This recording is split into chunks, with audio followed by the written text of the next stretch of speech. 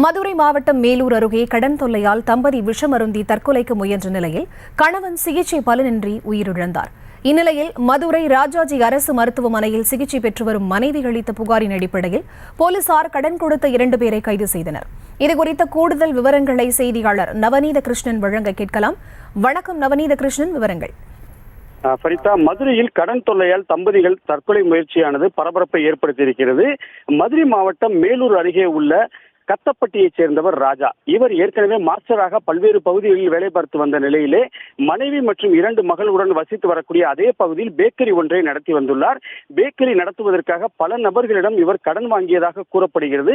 இந்த நிலையில் பார்த்தோமேனால் மதுரை உத்தங்குடி பகுதியைச் சேர்ந்த சிவா மற்றும் அலங்காநல்லூர் பகுதியைச் சேர்ந்த வினோத் ஆகியோருடன் ரூபாய் 30,000 கடன் வாங்கியதாகவும், வாங்கிய கடனை திருப்பி செலுத்தாததால் கடன் கொடுத்தவர்கள் தகாத வார்த்தைகளால் திட்டியதாகவும், அதனால் மனமுடைந்த ராஜா மற்றும் அவரது மனைவி கடந்த சில நாட்களுக்கு முன்பதாக அவர்களது 2 குழந்தைகளுடன் இதுபோல கடன் கொடுத்தவர்கள் தொந்தரவு செய்கிறார்கள், நாம் அனைவரும் இறந்து விடுவோமா என்பது போன்று ஒரு 2 பக்கத்துக்கு மிகுந்த சோகத்துடன் கூடிய கடிதம் ஒன்றை எழுதியிருக்கிறார்.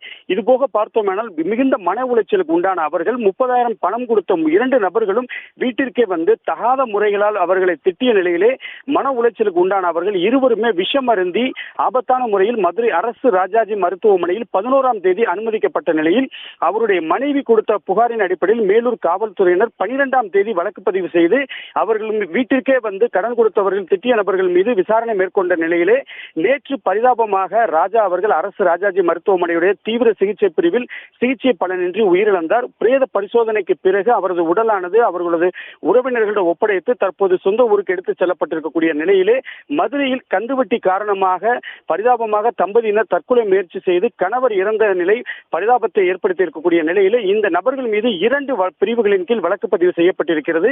ஒன்று பார்த்தோமேனால் கந்துவட்டி மற்றும் மற்றொரு வழக்கு தற்கொலைக்கு தூண்டுதல் உள்ளிட்ட 2 வழக்குகள் பதிவு செய்யப்பட்டு நேற்றைய தினமே அந்த 2 இளைஞர்களும் கைது செய்யப்பட்டு மதுரை சிறைச்சாலையில் அடைக்கப்பட்டிருப்பது குறிப்பிடத்தக்கது. பவித்ரா, விவரங்களுக்கு நன்றி நவநீத கிருஷ்ணன். செய்திகளை உடனுக்குடனும் துல்லியமாகவும் தெரிந்து கொள்ள சப்ஸ்கிரைப் பண்ணுங்க.